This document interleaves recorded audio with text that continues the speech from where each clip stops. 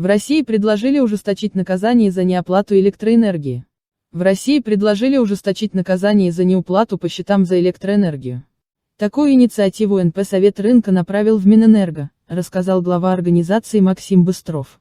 НП Совет рынка предлагает удвоить административные штрафы для юрлиц, не оплачивающих потребляемую электроэнергию и не предоставляющих финансовые гарантии от 100 тысяч рублей до 400 тысяч, отметил Максим Быстров.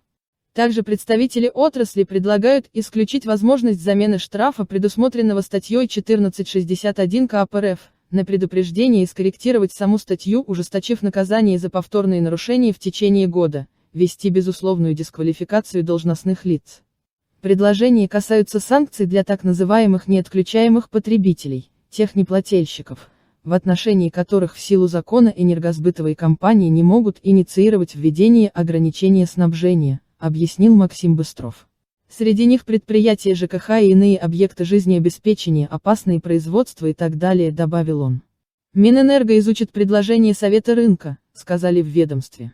Там добавили, что итоговая позиция будет сформирована после проведения всесторонней оценки инициативы.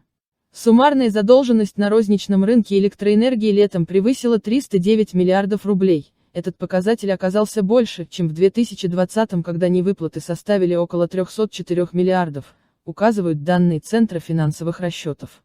Основная задолженность пришлась на непромышленных потребителей, почти 173 миллиарда рублей, около 69 миллиардов рублей, на население.